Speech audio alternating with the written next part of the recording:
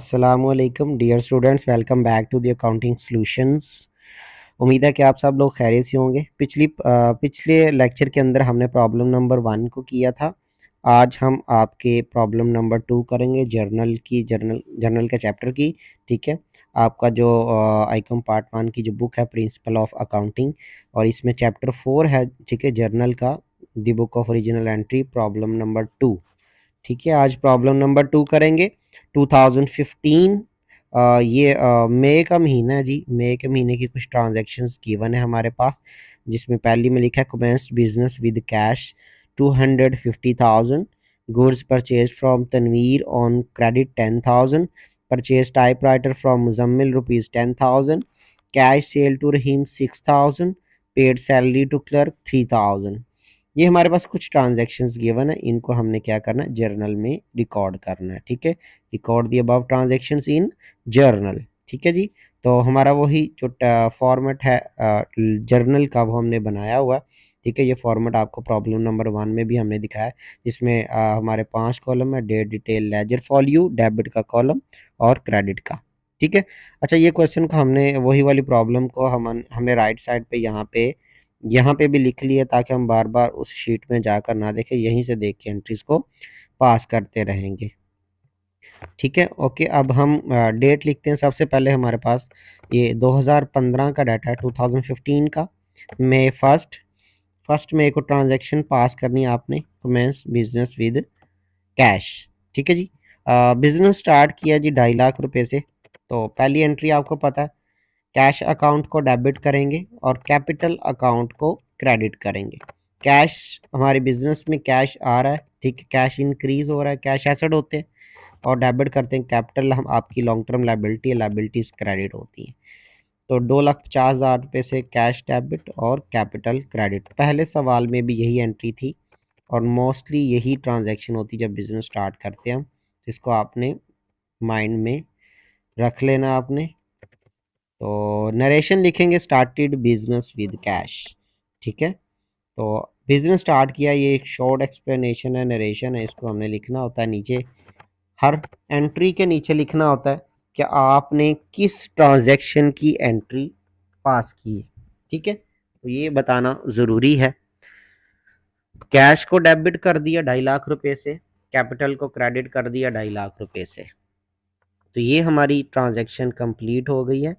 Number 2, ठीक है, 3 तारीख है, मार्च 3 मार्च को goods purchased from Tanveer on credit. तो आपको बताया था जब भी गुड्स परचेज करें, परचेज अकाउंट डेबिट करेंगे। तो फिर लेकिन यहाँ पे अगर आप देखें तो उधार खरीद रहे हैं, तो कैश तो इन्वॉल्व नहीं है, परचेज अकाउंट तो डेबिट ही आएगा। जब भी गुड्स परचेज करें, परचेज अकाउंट डेबिट, 10,000 से परचेज डेबिट।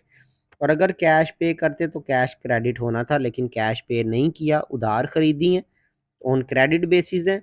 तो जब क्रेडिट पे होंगी यानी उधार पे होंगी, तो पार्टी का नाम आ जाएगा, सप्लायर का नाम आ जाएगा, जिसने हमें चीज़ें सप्लाई की हैं। ठीक है, इनको वेंडर्स भी कहते हैं आप, सप्लायर्स भी कहते हैं, क्रेडिटर्स भी कहते हैं, अकाउंट्स पेएबल भी कहा जाता है। वो लोग जिनके पैसे देने होते हैं, सप्लायर भी होते हैं, वेंडर भी होते हैं, क्रेडिटर भी होते हैं, अकाउंट्स पेएबल भी इनको कहा जाता है। ठीक हो गया, ये हमारी सेकंड ट्रांजैक्शन कंप्लीट हुई। Goods purchased from Tanveer, goods purchase करें तो परचेज अकाउंट हमेशा डेबिट होगा, पिछले सवाल में भी आपको बताया था। ठीक है, ये और तनवीर क्रेडिट किया, ये क्रेडिटर है हमारा, लाइबिलिटी, इसको पैसे देने, तो इसको क्रेडिट कर दिया, पेएबल है हमारा। ऑन क्रेडिट लिखा हो, ऑन अकाउंट लिखा हो, नाम लिखा हो, तो उधार होता है। ठीक है, फिर कैश नहीं आएगा, पार्टी का नाम आ जाएगा। ठीक है, तो एक चीज़ का आपने ख्याल रखना है कि ऑन क्रेडिट लिखा हो, ऑन अकाउंट लिखा हो, तो पार्टी का नाम आएगा। ठीक है, ये हमने जो लेफ्ट साइड पे परफॉर्मा जर्नल का सिर्फ यही बनाना है, राइट साइड वाली वर्किंग है सिर्फ आपको समझाने के लिए। तो number 3, purchase typewriter from Muzammil. Muzammil से टाइपराइटर खरीदा है। ठीक है, कैश का वर्ड इन्वॉल्व नहीं है, तो ये भी उधार है। तो परचेज टाइपराइटर, तो टाइपराइटर जब परचेज करेंगे तो टाइपराइटर अपने नाम से आएगा। परचेज अकाउंट तब आएगा जब परचेज गुड्स होंगी। अगर कोई और चीज़, कोई और एसेट परचेज किया तो वो अपने नाम से डेबिट होगा। अगर आप टाइपराइटर खरीदेंगे तो टाइपराइटर अकाउंट डेबिट, मशीनरी खरीदेंगे मशीनरी अकाउंट डेबिट, ठीक है। फर्नीचर परचेज करेंगे फर्नीचर अकाउंट डेबिट। अब परचेज अकाउंट कब आएगा? जब गुड्स होंगी, ठीक है। जब आप गुड्स बाय करेंगे तब परचेज अकाउंट आएगा। अदरवाइज अगर कोई और एसेट परचेज करेंगे तो वो अपने नाम से आएगा। तो किससे खरीदा? मुजम्मिल से। मुजम्मिल क्रेडिटर है, पे करने हैं हमने इसको पैसे से, उधार टाइपराइटर लिया। तो जिनको पैसे देने होते हैं आपने वो क्रेडिटर होते हैं, क्रेडिटर लायबिलिटी होते हैं, और लायबिलिटी का बैलेंस जो होता है वो आपका नॉर्मली क्रेडिट होता है, ठीक है। तो मुजम्मिल अकाउंट क्रेडिट क्रेडिट कर रहे हैं। ये हमारा सप्लायर है, सप्लायर क्रेडिट होते हैं, इनके पैसे देने हैं, लायबिलिटी है हमारे, ठीक है। टाइपराइटर एसेट है, एसेट डेबिट हो गया। मुजम्मिल लायबिलिटी है, लायबिलिटी क्रेडिट हो गई हमारी। तो टाइपराइटर खरीदा हमने, परचेज टाइपराइटर, तो टाइपराइटर अपने नाम से आ जाएगा। किससे खरीदा? मुजम्मिल से, मुजम्मिल को क्रेडिट कर दिया। उसके बाद है कैश सेल टू रहीम, ठीक है। अच्छा, इसको अगर आप देखें तो पहले गुड्स परचेज ही, तो मैंने परचेज अकाउंट को डेबिट किया। एक दफ़ा आपको रिवाइज कर देता हूँ। टाइपराइटर परचेज किया तो टाइपराइटर अकाउंट आ गया। जब गुड्स परचेज करेंगे तो परचेज अकाउंट ही आएगा। क्रेडिट में मुजम्मिल अकाउंट आ गया क्योंकि इसके पैसे हमने पे करने हैं। अभी नरेशन भी लिखनी है हमने इसके नीचे। उम्मीद है कि ये आपको क्लियर हो गया होगा। तो नरेशन लिख देते हैं, परचेज टाइपराइटर फ्रॉम मुजम्मिल। जब भी गुड्स परचेज करें परचेज अकाउंट को डेबिट करें, लेकिन अगर कोई और एसेट परचेज करें तो वो उस एसेट को डेबिट करें। Purchase typewriter from Muzammil.